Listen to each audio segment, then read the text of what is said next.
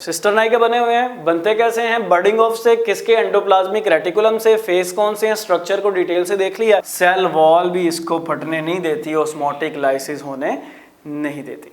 Sandwich हम खाते हैं तो दरमियान में जो उसके इंग्रेडिएंट्स होते हैं ऊपर स्लाइस मौजूद होते हैं, तो ये स्लाइस कह लें आपकी क्या है, प्रोटीन है। तो आपको इसकी दो शक्लें नजर आती हैं, एक दिखने में स्मूथ है, उसे आप कहते हैं स्मूथ एंडोप्लाज्मिक रेटिकुलम। अस्सलाम वालेकुम dear student, welcome back career Karvaan के प्लेटफॉर्म से। मैं हूं मोहम्मद कामरान और आज हम पढ़ने जा रहे हैं chapter number 4 biology inter part 1 का। बहुत ही इंपॉर्टेंट चैप्टर है, शॉर्ट के लिहाज से भी और लॉन्ग क्वेश्चन के लिहाज से भी। चलें स्टार्ट करते हैं। सबसे पहले कि सेल फ्रैक्शन किसे कहते हैं, क्या होता है, इससे पहले हमें जानना जरूरी है सेल क्या होता है। जिंदगी की इकाई सेल है। Cell is the structural and the functional unit of life, यानी एक जानदार की जो सबसे बुनियादी इकाई यूनिट है वो है सेल। ये एक पूरा जानदार अगर हमारे पास है तो इसकी बॉडी का एक सबसे छोटा जो कंपोनेंट है, इसे हम जो नाम देते हैं वो क्या है, सेल है। अच्छा, ये सेल इतना भी सिंपल नहीं है, ये सेल बहुत ही कॉम्प्लेक्स है। अभी तक इसको पूरा स्टडी नहीं किया गया। इसको स्टडी करते हुए more than hundreds of year गुजर चुके हैं, लेकिन ये सेल अभी कंप्लीट हमने स्टडी नहीं किया। खैर, माइक्रोस्कोप आई, सेल को स्टडी करने की कोशिश की गई, उसके बाद high resolution microscope, electron microscope तक हम पहुंचे। करते करते करते हमने ये चाहा कि सेल को तो हमने स्टडी किया है जितना भी कर सके हैं, इसके अंदर क्या मौजूद है, इसके कंपोनेंट्स क्या हैं, इसे भी स्टडी करना है हमने। खैर, आप जिस टेक्निक के जरिए स्टडी कर सकते हैं सेल के अंदर वाले कंपोनेंट्स को, उसे आप कहते हैं सेल फ्रैक्शन। एक प्रोसेस है जिसमें आप करते क्या है, सबसे पहले आइसोलेशन करते हैं सेल के कंपोनेंट्स की। How will you perform this isolation? Simply, first of all you can homogenise और डिसरप्ट द सेल। किसी इंस्ट्रूमेंट के जरिए आप जो टिश्यू लेते हैं जिसमें से सेल स्टडी करना होता है, या तो उसे होमोजेनाइज करते हैं या उसको किसी प्रोसेस के जरिए आप कह ले पंक्चर करते हैं, डिसरप्ट करते हैं। और फिर उसके बाद क्या किया जाता है, उसके बाद आज की लेटेस्ट टेक्निक्स यूज़ की जाती हैं।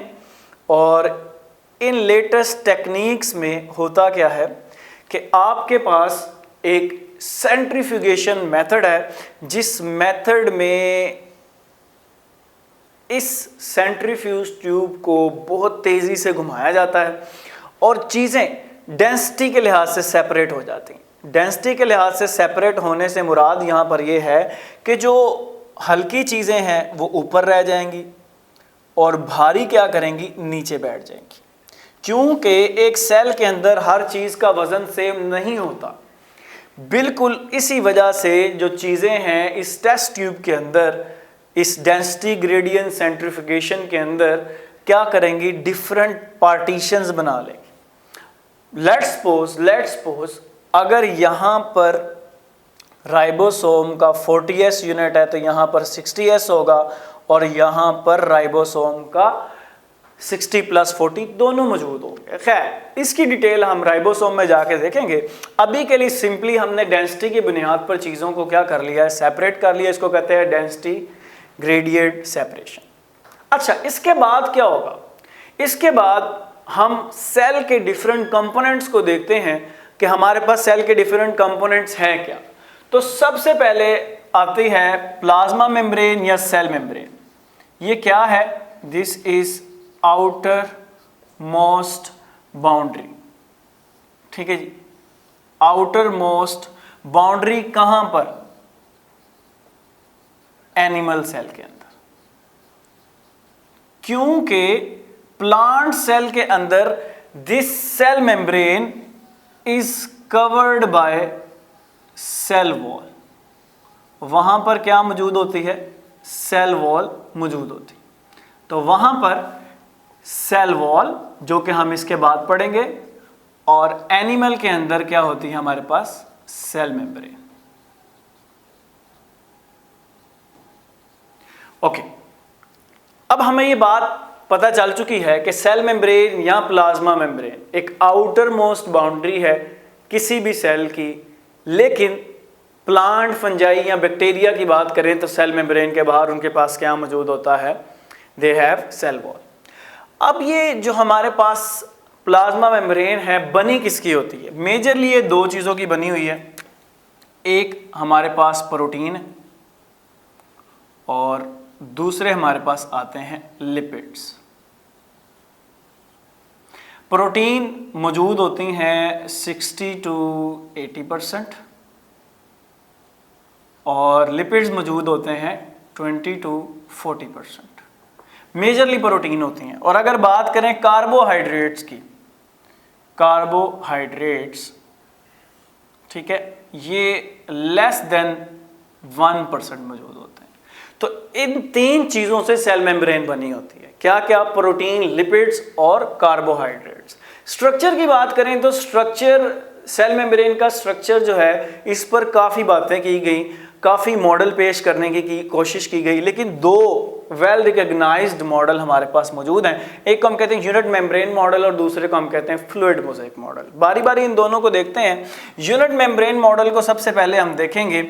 इसके मुताबिक क्या है कि हमारे पास एक लिपिड बायलेयर,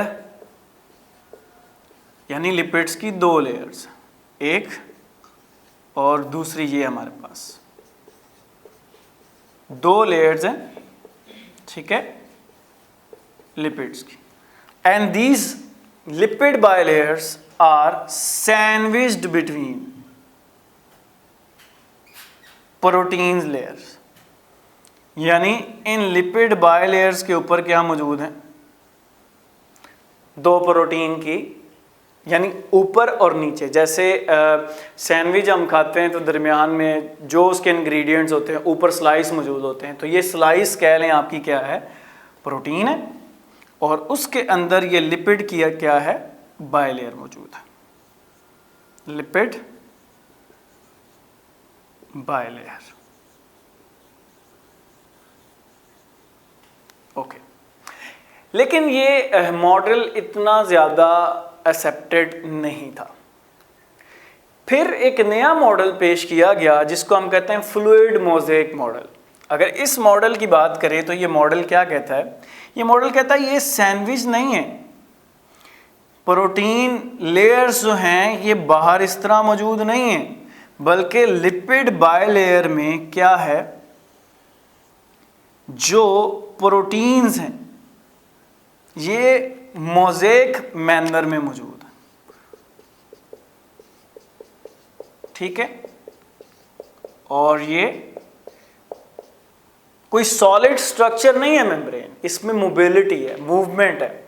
और इवन के प्रोटीन्स मौजूद हैं चीज़ों की मोबिलिटी के लिए, मूवमेंट के लिए। फ्लूइड मोज़ेक मॉडल से आप इस तरह हिसाब लगा सकते हैं जैसे एक समंदर है और समंदर के अंदर जैसे जहाज़ या छोटे छोटे आइलैंड, खुश्की के खित्ते जगह जगह मौजूद होते हैं, बिल्कुल उस तरह प्रोटीन मौजूद है। और हाँ, लेस देन 1% हमने बात की थी, कार्बोहाइड्रेट्स भी मौजूद होते हैं।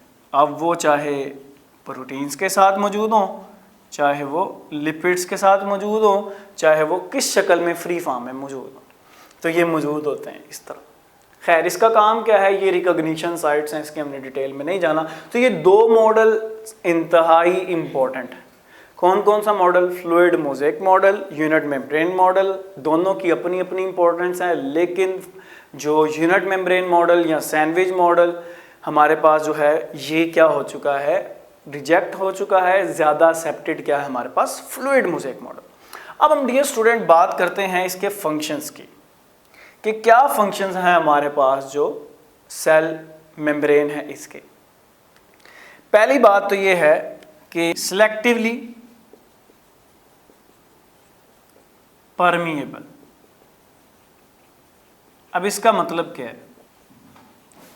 इसका मतलब ये है कि सेल मेम्ब्रेन के अंदर हर मॉलिक्यूल, हर चीज़ मुंह उठाकर नहीं जा सकती। कुछ चीज़ों को इजाज़त है, जैसे पानी जब चाहे दिल करे जाए, हाई कंसंट्रेशन से लो कंसंट्रेशन।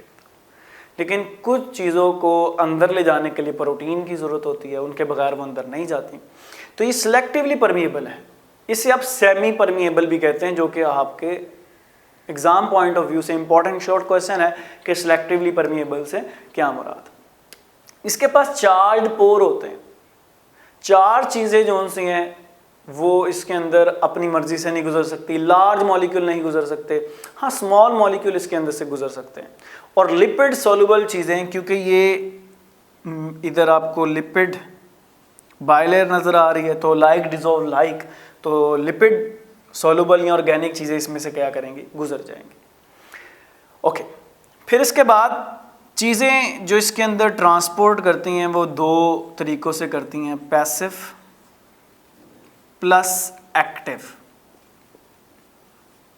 अब पैसिव ट्रांसपोर्ट का मतलब ये है जिसमें एनर्जी की ज़रूरत ना हो, यानी हाई कंसंट्रेशन से चीज़ें मूव किधर करें, लो कंसंट्रेशन की तरफ। और एक्टिव ट्रांसपोर्ट का मतलब है with the use of energy from the low concentration to the high concentration against the concentration gradient.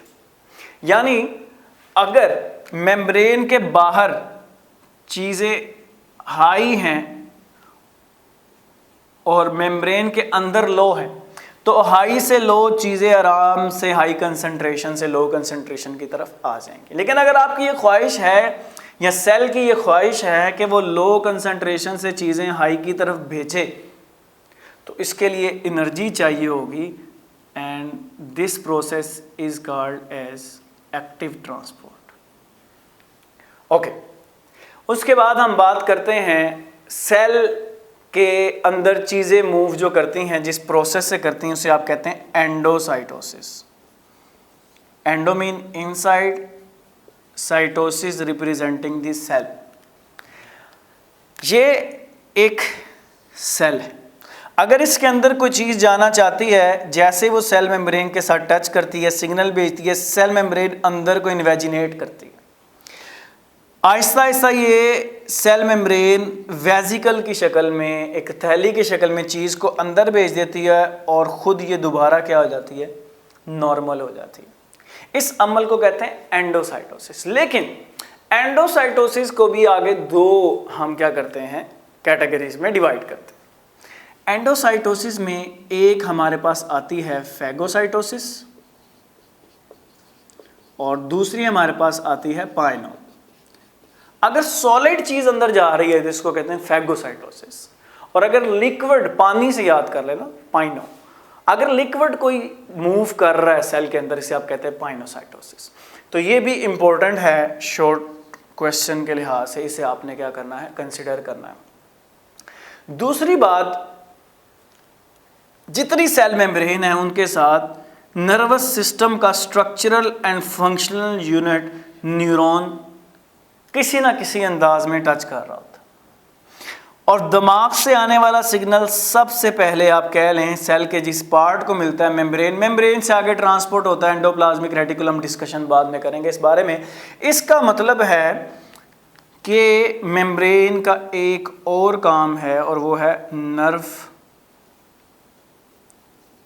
Impulse को ट्रांसफर करना, ट्रांसमिशन ऑफ नर्व इम्पल्स। तो ये कुछ जो हैं इंपॉर्टेंट फंक्शंस थे जो कि लॉन्ग क्वेश्चन में आते हैं प्लाज्मा मेम्ब्रेन के सेपरेटली, वो भी आपने देख लेने।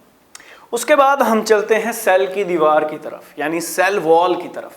सेल वॉल मैंने पहले बताया हर सेल में मौजूद नहीं होती। हाँ, प्लांट, फंजाई,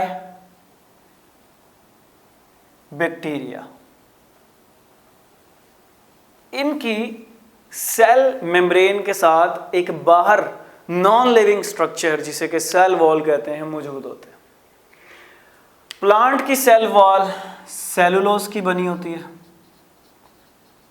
फंजाई की बनी होती है काइटिन की, बैक्टीरिया की बनी होती है पेप्टाइडो ग्लाइकेन, यानी प्रोटीन और कार्बोहाइड्रेट। ये मैंने आपको रिप्रेजेंट करने की कोशिश की है कि ये सेल वॉल है, और ये अंदर अभी जो टॉपिक हमने पढ़ा प्लाज्मा मेम्ब्रेन। आए तो डिटेल से देखते हैं कि सेल वॉल है क्या। जैसे कि मैंने बताया ये नॉन लिविंग स्ट्रक्चर है, आउटर मोस्ट बाउंड्री है that covers the cell membrane. Dear student, अब लेट मी टेल यू कि अगर प्लांट के दो सेल हैं तो वो कैसे एग्जिस्ट कर रहे होते हैं। ये एक सेल की सेल मेम्ब्रेन और उसके बाद ये इसकी सेल वॉल, दो सेल हम साइमल्टेनियसली देख रहे हैं। सबसे पहले तो इन दो सेल्स के दरमियान, जैसे ईंटों के दरमियान सीमेंट मौजूद होता है, बिल्कुल उसी तरह एक सीमेंटिंग मटेरियल मौजूद होता है जिसे हम कहते हैं लैमेला, मिडल लैमेला। ये सबसे पहले इनमें डिवेलप होती है। फिर ग्रोइंग सेल के बाद ये एक सेल वॉल डिवेलप होती है जिसे आप कहते हैं प्राइमरी सेल वॉल। ये प्राइमरी सेल वॉल किसकी बनी होती है? सेलुलोज की बनी होती है, पेक्टिन एंड हेमीसेलुलोज। ये प्राइमरी सेल वॉल के अंदर जो हमारे पास सेलुलोज होता है, this is present in the criss cross arrangement, यानी इस तरह ये क्रिस क्रॉस अरेंजमेंट में एक कंपैक्ट सा स्ट्रक्चर बनाता है। अच्छा, लेकिन in some plants there is a secondary wall present too. होता क्या है, इस सेल प्राइमरी सेल वॉल के अंदर वाली साइड पर कुछ मटेरियल्स डिपॉजिट होना स्टार्ट हो जाते हैं, इकट्ठे होना शुरू हो जाते हैं, जो इसको मजीद टफ रिजिड बनाते हैं। सेकेंडरी वॉल कहलाता है वो स्ट्रक्चर। और याद रखिएगा, सेकेंडरी वॉल प्राइमरी वॉल की निस्बत बहुत ज़्यादा क्या है, सख्त है। इसमें क्या क्या मौजूद होता है? लिग्निन, क्यूटिन, वैक्सेस, सिलिका और कुछ इनऑर्गेनिक साल्ट जो कि इसको बहुत ज़्यादा टफ बना देते हैं। तो ये हमने तीनों की कंपोजिशन भी पढ़ ली। फिर बात करते हैं फंक्शन की। पहला फंक्शन तो ये है कि ये सेल वॉल जो सी है स्ट्रक्चर को मेंटेन करती है और किसी भी सेल को रिजिडिटी, सख्तपन देती है। खुद ही सोचे, प्लांट और आपके सेल की निस्बत कौन सी चीज़ ज़्यादा सख्त है, तो आप खुद कहेंगे कि जो प्लांट है उसके सेल रिजिड है। This is why because of this cell wall. अच्छा, फिर सबसे अच्छी बात यह कि ये बैरियर नहीं है, प्रोटेक्शन दे रही है। ये क्या दे रही है? Protection. But this is not a barrier, ये चीज़ों के गुजरने में रुकावट की वजह नहीं है। और प्रोटेक्शन ये किससे दे रही है? ऑस्मोटिक लाइसिस से। 9th क्लास के अंदर आपने हाइपरटोनिक, हाइपोटोनिक, आइसोटोनिक सॉल्यूशंस का जिक्र किया था। बस मैं ये आपको बताता चलूं कि जब आप किसी सेल को, ये एक सेल है, किसी सॉल्यूशन में रखते थे और वो सेल रेड ब्लड सेल था, आपको याद होगा। हम साथ साथ थोड़ा थोड़ा देख लेते हैं कि ये ऑस्मोटिक लाइसिस से प्रिवेंट करता है। तो करता कैसे है? तो ये हमारे पास सेल है, आपने इसको बाहर, हमारे पास एक कह लें बीकर पड़ी हुई है, वहाँ पर रखा आपने, और बाहर जो बीकर है उसके अंदर मौजूद है वाटर, ठीक है। और सेल के अंदर भी क्या मौजूद है? फ्लूइड मौजूद है। लेकिन फर्क क्या है कि जो सेल के अंदर वाटर है वो ज़्यादा है, साल्ट क्या है? लेस है। तो हाई कंसंट्रेशन से वाटर किधर आएगा? बाहर। बट इन केस अगर बाहर ज़्यादा वाटर हो, सेल में कम हो, तो बाहर से पानी आ जाता है अंदर। और अगर ये सेल मेम्ब्रेन के थ्रू आ रहा हो तो इसे ऑस्मोसिस कहते हैं। ऑस्मोसिस क्या है? Osmosis is the movement of water from the high concentration to the low concentration through cell membrane. Cell membrane से पानी क्या करे? हाई टू लो मूव करे। अब होता क्या है, एनिमल सेल के बाहर सेल वॉल नहीं होती। अगर पानी उसके अंदर चला जाए और ज्यादा चला जाए तो वो सेल बस्ट कर जाता है, फट जाता है। इसको कहते हैं osmotic lysis. But in the case of plant, cell membrane के बाहर क्या मौजूद होती है? प्लांट की सेल वॉल। बिल्कुल इस तरह जैसे एक टायर के ट्यूब के बाहर टायर मौजूद होता है जो हवा ज़्यादा होने पर भी ट्यूब को फटने नहीं देता, सेल वॉल भी इसको फटने नहीं देती, ऑस्मोटिक लाइसिस होने नहीं देती। अब चलते हैं हम अपने नेक्स्ट टॉपिक्स की तरफ, जैसे कि साइटोप्लाज्म है, और इसी लेक्चर के अंदर हमने एंडोप्लाज्मिक रेटिकुलम के साथ साथ राइबोसोम को भी क्या करना है, कवर करते हैं। चलिए डियर स्टूडेंट, पहले साइटोप्लाज्म क्या है, तो फिर अगेन ये एक सेल है और इस सेल के अंदर ये न्यूक्लियस है, ठीक है। और न्यूक्लियस के बाद जहाँ पर जो सारा पानी एक्वाफीना सुना होगा नाम, पानी की बोतल है ना, तो एक्वस मटेरियल यहाँ पर मौजूद है, वाटरी सा मटेरियल सारा मौजूद है। तो ये जो बुनियाद सेल की बना रहा है, ग्राउंड है, ज़मीन है सेल की। ज़मीन क्यों कहा जा रहा है, क्योंकि यहाँ पर बाकी सारी ऑर्गेनेलीज आपको यहाँ पर मिलेंगी। लेट्स सपोज आपके यहाँ पर मौजूद हो सकती है माइटोकॉन्ड्रिया भी, राइबोसोम भी, डिफरेंट ऑर्गेनेली यहाँ पर मौजूद हो सकती हैं। तो ये उनकी ज़मीन है, कह रहे हैं, यहाँ पर वो रहते हैं सेल के अंदर। तो ये एक्वस ग्राउंड सब्सटेंस बेस है और एक्वस क्या है, ये वाटरी है। उससे पहले एक शॉर्ट क्वेश्चन भी देख लेते हैं साथ में, प्रोटोप्लाज्म किसे कहते हैं। तो याद रखें जो हमारे पास दो चीज़ें, साइटोप्लाज्म और साइटोप्लाज्म के साथ न्यूक्लियस, इसको हम नाम देते हैं कि दिस इज प्रोटोप्लाज्म। तो living content of the cell, ये living part of the cell आप कह लें। फिर साइटोसोल हमारे पास जो इस साइटोप्लाज्म का लिक्विड हिस्सा है, या आप कह लें सोलूबल पार्ट है। सोलूबल पार्ट मतलब सोल्यूशन की शक्ल में मौजूद है। जैसे आप पानी के अंदर नमक ऐड करते हैं तो एक सोल्यूशन है, इसी तरह इस साइटोप्लाज्म के अंदर डिफरेंट चीज़ें हल शुदा शक्ल में मौजूद है, यानी कि हम कहते हैं डिसॉल्व्ड शक्ल में क्या है, मौजूद है। अब हमने देखना है कि इसके अंदर मौजूद क्या है। 90% वाटर मौजूद है।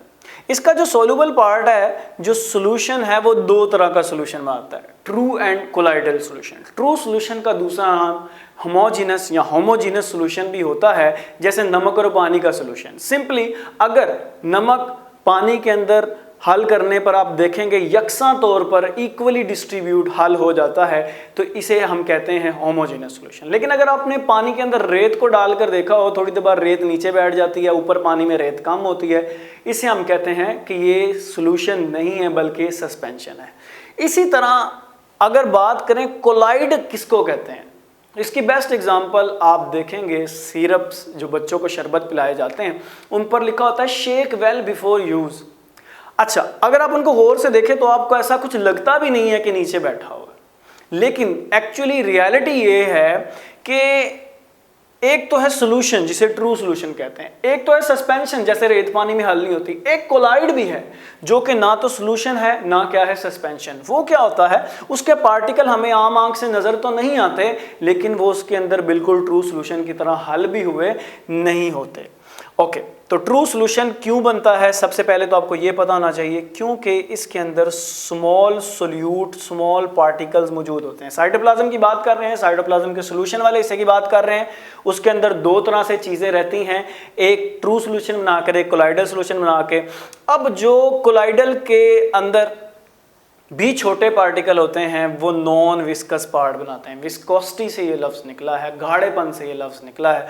और साइटोप्लाज्म के अंदर जो बड़े मॉलिक्यूल होते हैं वो विस्कस पार्ट बनाते हैं, और आम तौर पर ये वाला पेरिफेरल पार्ट जो सा होता है, this is gel like, jelly like, इसलिए इसको आप क्या कहते हैं, जेल कहते हैं। याद रखें साइटोप्लाज्म के अंदर जिंदा चीज़ें भी हैं और मुर्दा चीज़ें भी हैं। मुर्दा से मुराद यहाँ पर एक तो जिंदा होकर मर जाना होता है ना, वो भी तो है, एक यहाँ पर नॉन लिविंग की बात भी हम करना चाह रहे हैं। अच्छा, जिंदा चीज़ें यहाँ पर क्या मौजूद हैं, जितनी ऑर्गेनेलीज हैं, जितनी ऑर्गेनेलीज है वो एक लिविंग पार्ट है सेल का। अच्छा, इसके अंदर फिर फूड के तौर पर प्रोटीन वगैरह भी मौजूद है। अब प्रोटीन लिविंग तो नहीं है, नॉन लिविंग है। जब ये मेरा हिस्सा बन जाएगा तो फिर हम इसकी बात करेंगे कि ये लिविंग का हिस्सा है, ये भी इधर मौजूद है। यानी साइटोप्लाज्म के अंदर लिविंग चीज़ें भी हैं, नॉन लिविंग चीज़ें भी हैं, जो डेड हो चुकी हैं वो भी हैं, सब इसके अंदर सारा मटेरियल क्या होता है, मौजूद होता है। और आगे चलते हैं इसके फंक्शन की तरफ। जैसे मैंने बात की आते साथ ही कि ये ग्राउंड सब्सटेंस है, चीज़ों को रहने के लिए जगह देती है। यहाँ पर डिफरेंट चीज़ें जैसे ऑर्गेनेल्स रह रही होती हैं, आपका यहाँ पर राइबोसोम इधर है, गोल्गी अपरेटस इधर है, एंडोप्लाज्मिक रेटिकुलम आपका इधर है, वैक्यूल इधर मौजूद है। जितनी भी सेल की चीज़ें होती हैं ऑलमोस्ट न्यूक्लियस के बाहर वो सारी कहाँ मौजूद होती हैं, यहाँ पर मौजूद होती हैं। इसके अलावा साइक्लोसिस, साइटोप्लाज्म की खास बात ये है कि ये एक लिक्विड है, फ्लूइड के अंदर फ्लूइडिटी होती है, ये मूव करता है। जब ये मूव करता है तो इसके अंदर जो ऑर्गेनेल्स होती हैं वो भी मूव करती हैं। इसको हम क्या नाम देते हैं कि ये स्ट्रीमिंग मूवमेंट है। जैसे नदी नहीं होती, स्ट्रीमिंग मूवमेंट, तो आप फिर इसको क्या कहते हैं, ये स्ट्रीमिंग मूवमेंट को आप कहते हैं this is technically called as cyclosis. ये एक इंपॉर्टेंट शॉर्ट क्वेश्चन है आपका। ओके, इसके अलावा कुछ मेटाबॉलिक प्रोसेसेस जैसे ग्लाइकोलाइसिस, जिसे हम तेजी में पढ़ते हैं ग्लाइकोलाइसिस, वो भी इधर ही होती है इस साइटोप्लाज्म के अंदर। ओके, अब हम चलते हैं न्यू ऑर्गेनेली की तरफ जिसका नाम है एंडोप्लाज्मिक रेटिकुलम। एंडोप्लाज्मिक रेटिकुलम का endo mean inside, plasmic cytoplasm, reticulum network.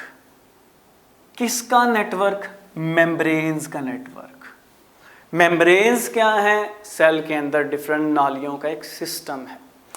अब ये जो नेटवर्क ऑफ मेम्ब्रेन जो मैंने आपके सामने बनाया भी हुआ है, लेट्स सपोज ये सारा सेल है, ये उसका न्यूक्लियस है, और न्यूक्लियस से आगे ये नेटवर्क ऑफ मेम्ब्रेन फैला होता है पूरे सेल के अंदर। और कभी कभार ये this is continuous with the cell membrane, जो आज के ही लेक्चर में हमने पढ़ा कि कभी कभार तो इसकी आखिरी दीवार जाकर, इसका कुछ हिस्सा जाकर लग रहा होता है किसके साथ? सेल मेम्ब्रेन के साथ। तो ये जो एक नालियों का सिस्टम है, इसे आप क्या कहते हैं? This is called as endoplasmic reticulum, और दिस इज सिस्टर्नी। अब ये जो सिस्टर्नी है क्या है? ये जो एक पूरा नेटवर्क है, इसमें अगर एक वेजिकल सेपरेट कर ली जाए तो इस एक वेजिकल को, जिससे मिलकर ये नालियों का सिस्टम बना हुआ है, इसे आप क्या कहते हैं? सिस्टर्नी। अभी हमने साइटोप्लाज्म पढ़ा, ये सारा नेटवर्क जो है साइटोप्लाज्म के अंदर पड़ा हुआ है। साइटोप्लाज्म के अंदर भी फ्लूइड होता है, इन नालियों के अंदर भी फ्लूइड होता है, और this is interesting to know, उस फ्लूइड को क्या किया जाता है? साइटोप्लाज्म से सेपरेट रखा जाता है। तो इनका मेन फंक्शन आपको क्या पता चला कि cisternae separate the fluid of endoplasmic reticulum from the cytoplasm. तो ये सारा जो नालियों का निज़ाम है ये फैला हुआ है इसके अंदर ऐसे, और इनके अंदर जो फ्लूइड है वो साइटोप्लाज्म के साथ मिलता नहीं है। अब on the basis of the morphology, अगर आप इसको गौर से देखते हैं तो आपको इसकी दो शक्लें नजर आती हैं। एक दिखने में स्मूथ है, उसे आप कहते हैं स्मूथ एंडोप्लाज्मिक रेटिकुलम। एक रफ सी लगती है, उसे आप कहते हैं रफ एंडोप्लाज्मिक रेटिकुलम।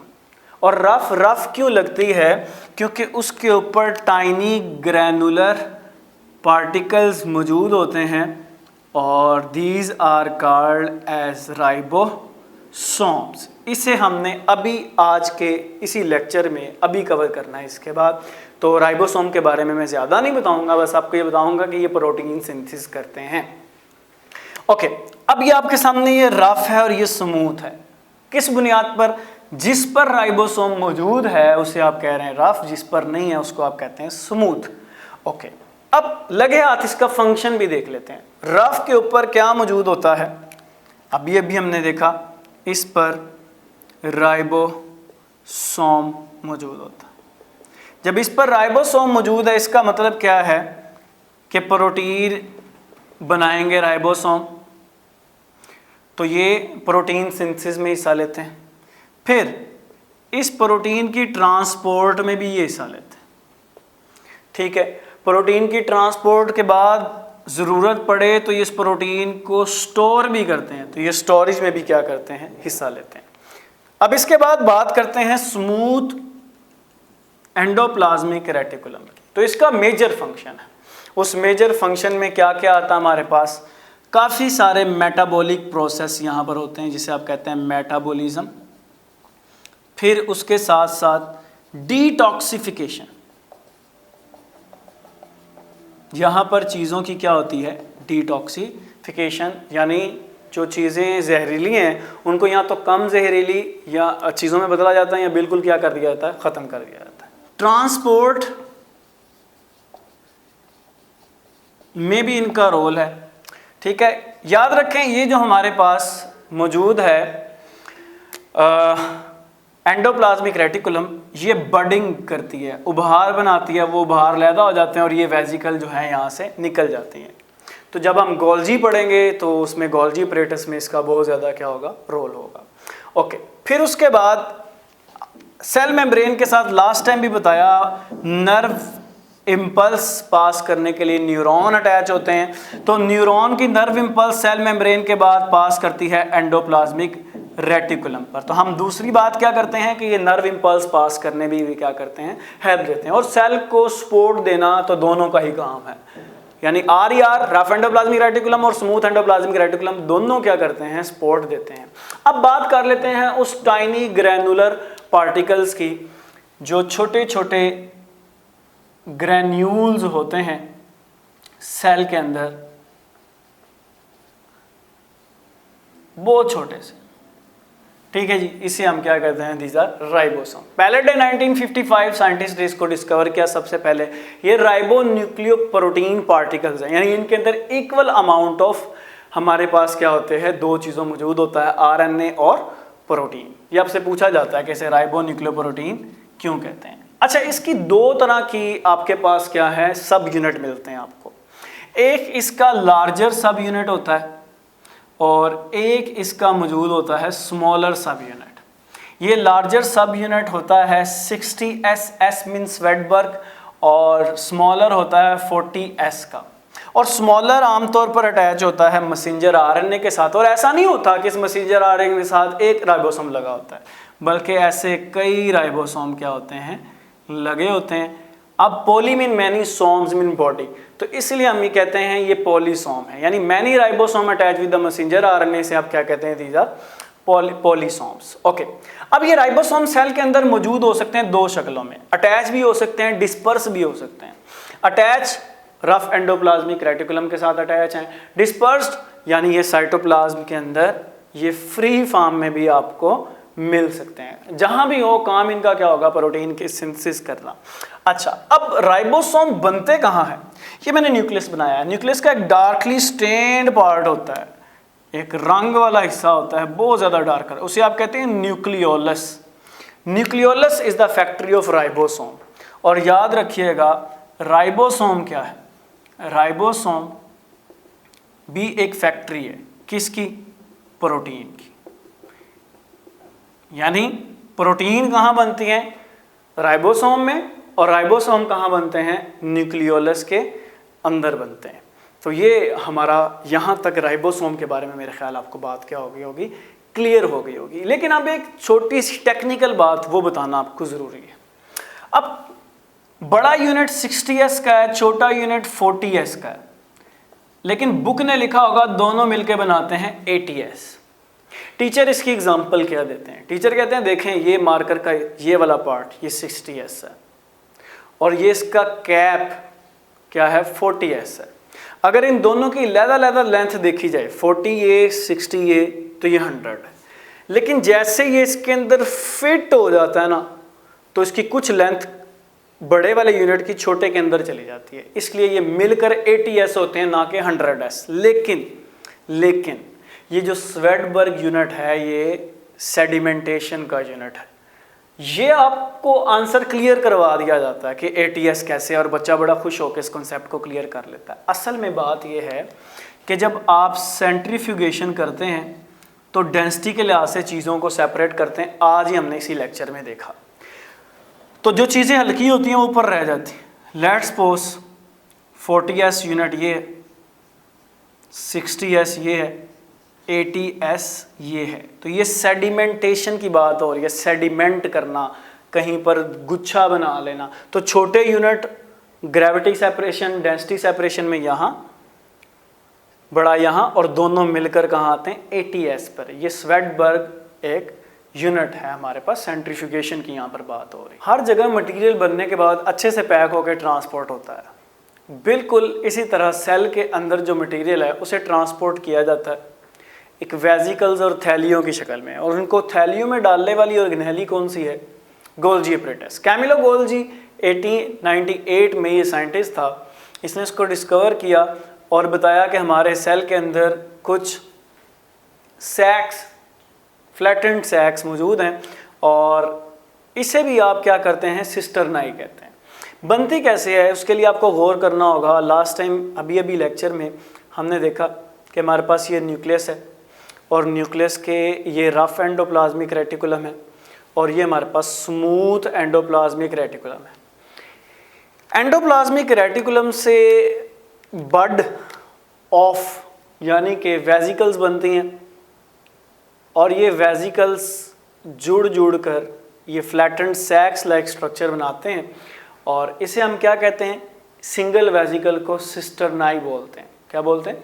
सिस्टर्नाई। ये एक गुच्छा सा बनाते हैं, और उस गुच्छे को आप नाम देते हैं गोल्जी अपरेटस, और अगर उसके साथ आप वेजिकल भी काउंट कर लें तो उसको आप कहते हैं गोल्जी कम्प्लेक्स। ये वो ऑर्गेनेल है। इसके बाहर वाला हिस्सा, आउटर हिस्सा कन्वेक्स होता है, यानी कुछ इस तरह होता है, इस तरह ये कन्वेक्स, और इधर वाला हिस्सा इसका क्या होता है? कनकेव। यानी इसका बाहर यानी outer part is convex and the inner part is concave. अच्छा, ये जो इनर पार्ट है इसे आप मैच्योरिंग फेस भी कहते हैं, ठीक है। और हमारे पास जो इसका कन्वेक्स पार्ट आता है इसे आप फॉर्मिंग फेस भी कहते हैं, फॉर्मिंग फेस, क्योंकि यहाँ पर गोल्जी अपरेटस बन रहे होते हैं और यहाँ पर ये खुद वेजिकल्स बना रहा होता है। स्टोरी कुछ इस तरह है कि राइबोसोम जो कि न्यूक्लियस पे बनते हैं उनको भेज दिया जाता है रफ एंडोप्लाज्मिक रेटिकुलम के पास या साइटोप्लाज्म के अंदर। अब वो राइबोसोम्स क्या करते हैं? वो राइबोसोम्स प्रोटीन्स बनाते हैं। इन प्रोटीन्स को वेजिकल्स की शक्ल में भेज दिया जाता है फाइनल टच या प्रोसेसिंग के लिए गोल्जी अपरेटस के बाद। अब ये प्रोटीन्स यहाँ से गुजरती हैं और इस फेस से निकलती हैं, इस मुंह से इस इनर फेस जिसे मैच्योरिंग फेस कहते हैं यहाँ से निकलती हैं, और ये इनकी फाइनल फॉर्म आती है, और ये जो इस वक्त आपके पास आई है इसे आप कहते हैं वेजिकल। इसके अंदर प्रोटीन भी हो सकती है, एंजाइम भी हो सकते हैं। एंजाइम कौन से होते हैं उसकी बात हम बाद में करेंगे। अभी हम डिटेल चलते हैं गोल्जी अपरेटस के फंक्शन की तरफ। सिस्टर्नाई के बने हुए हैं, बनते कैसे हैं? बडिंग ऑफ से, किसके? एंडोप्लाज्मिक रेटिकुलम से। फेस कौन से हैं? स्ट्रक्चर को डिटेल से देख लिया। अब ये इन्वॉल्व हैं सिक्रीशन के साथ, पैकिंग करते हैं। इसे आप नाम देते हैं कि आप पोस्ट हाउस ऑफ सेल भी से आप कहते हैं, या आप इसको कहते हैं पैकिंग ऑर्गेनेलीज, जिनका काम क्या होता है? पैकिंग से रिलेटेड होता है। अब ये जितनी तरह की सिक्रीशन होती हैं, प्रोटीन की या ग्लैंड की सिक्रीशन, जैसे हमारे पास पैंक्रियाज, हमारे जो बॉडी में पैंक्रियाज मौजूद है, पैंक्रियाटिक जूस खारिज करता है, उसकी भी पैकिंग वेजिकल की शक्ल में लेकर आती है ऑर्गेनेली। फिर मॉडिफिकेशन, मॉडिफिकेशन में याद रखें लिपिड्स प्लस कार्बोहाइड्रेट्स। सिंपली कहा यह जा सकता है कि ये क्या करती हैं? कॉन्जुगेटेड मॉलिक्यूल्स बनाती हैं। ओके, उसके बाद cell wall formation. Cell wall जो बनती है उसका मटेरियल जो सारा है वो वेजिकल की शक्ल में क्या किया जाता है? भेजा जाता है, और वो साइटोप्लाज्म के बाहर क्या जाके डिपॉजिट होके एक सेल वॉल क्या कर लेते हैं? बना लेते हैं। अब गोल्जी अपरेटस के बाद इसके काम को ज़रा दोबारा देखें, उसी में हमारी अगली ऑर्गेनेली छुपी हुई है। यहाँ से बडिंग ऑफ होने के बाद ये बन चुका है। अच्छा, प्रोटीन बनाते हैं राइबोसोम। राइबोसोम प्रोटीन बनाने के बाद एंडोप्लाज्मिक रेटिकुलम उसकी पैकिंग करता है, अभी हमने देखा थोड़ी देर पहले, और उस पैकिंग में प्रोटीन मौजूद है। और मैं पहले बताता जाऊँ, एंजाइम भी क्या होते हैं? प्रोटीन होते हैं। अब ये जब गोल्जी अपरेटस से गुजरते हैं, गुजरने के बाद ये फाइनल पैकिंग में वेजिकल की शक्ल में आ जाते हैं। अगर इस पैकिंग के अंदर मौजूद हैं हाइड्रोलिटिक एंजाइम्स, ठीक है, ऐसे एंजाइम्स जो कि ब्रेक डाउन करते हैं in the presence of water. तो इसको आप नाम देते हैं, ये क्या है, लाइसोसोम या lysosomes. These are splitting bodies, यानी जो भी इनके रास्ते में आएगा मारा जाएगा। ये सुसाइडर है हमारे सेल के, और इनको सुसाइड बैग्स कहते हैं। स्टोरी कुछ इस तरह है कि ये आपका सेल है, या लेट्स सपोज किसी अमीबा के सेल को देख लें आप। इसके अंदर जब फूड पार्टिकल ने आना होता है, हमने फैगोसाइटोसिस में देखा, वो वेजिकल की शक्ल में आता है, थैली की शक्ल में आता है। अब इस थैली को खोलने वाला भी तो कोई होना चाहिए ना, तो इस थैली को खोलते हैं, ये अंदर मौजूद प्राइमरी लाइसोसोम्स। याद रखें, गोल्जी से बनकर निकलने वाला लाइसोसोम्स कहलाता है प्राइमरी लाइसोसोम। अब ये इसके साथ मिल जाता है, मिक्स हो जाता है, और इस आउटर मोस्ट मेम्ब्रेन को तोड़ता है।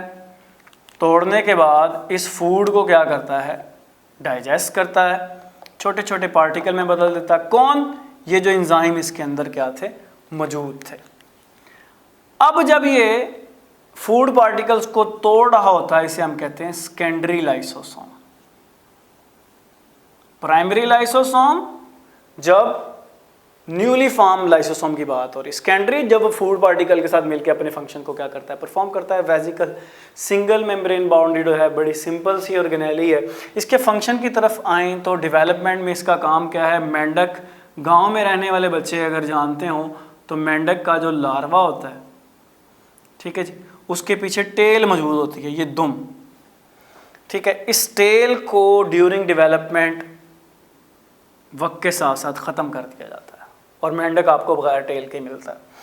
ये कौन करते हैं, लाइसोसोम करते हैं। इंसान की बात भी कर लें तो जब इंसान इस दुनिया पे नहीं आता तो इसकी उंगलियों के दरमियान कुछ गोश्त का मास ऑफ सेल मौजूद होता है, एक मैस ऑफ सेल मौजूद होता है, यानी गोश्त जैसे बत्तख के इधर मौजूद नहीं होता, फ्लैश गोश्त सा मौजूद होता है, वो रिमूव करवाया जाता है इसके साथ।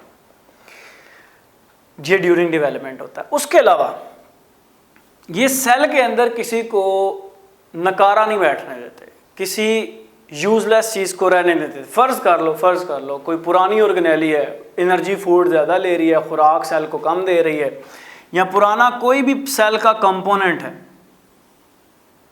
उस सेल के कंपोनेंट को ये लाइसोसोम क्या कर जाएंगे, खा लेंगे, ईट कर लेंगे। इसे कहते हैं ऑटो, सेल्फ, ऑटो मतलब होता है खुद, ऑटोमेटिक, जैसे फैगी, फैगोसाइटोसिस, खुद को खाना। तो इससे जो कंपोनेंट मिलेंगे उसे यूज़ कर लिया जाएगा। उसके अलावा एक्स्ट्रा सेलुलर डाइजेशन, जो भी एक्स्ट्रा सेल्स हैं बॉडी के अंदर, मैंने पहले आपको बता दी है, उनकी क्या की जाएगी, डाइजेशन की जाएगी। अच्छा, अब हमारी बॉडी के अंदर याद रखें, फूड ग्लाइकोजन में, ग्लूकोज ग्लाइकोजन में कन्वर्ट होकर सेव हो जाती है, या लिपिड्स की शक्ल में सेव हो जाती है। बाद में इनको तोड़कर इससे फूड हासिल करना चाहता है हमारा सेल। अगर फूड ना मिले, इसको कहते हैं storage diseases. Important short question भी है हमारे पास। सबसे पहले आती है ग्लाइकोजिनोसिस। तो इसमें क्या होता है कि फूड मेम्ब्रेन के अंदर ग्लाइकोजन मौजूद है, लेकिन जिस लाइसोसोम ने इसको तोड़ना है उसके अंदर एंजाइम ही नहीं है। लाइसोसोम वेजिकल है लेकिन अंदर एंजाइम मौजूद नहीं है, तो ये कभी नहीं टूटेगा। बॉडी के अंदर ये फूड पार्टिकल अकोमोलेट होंगे, स्टोर होंगे, ये स्टोरेज डिजीज कहलाती है।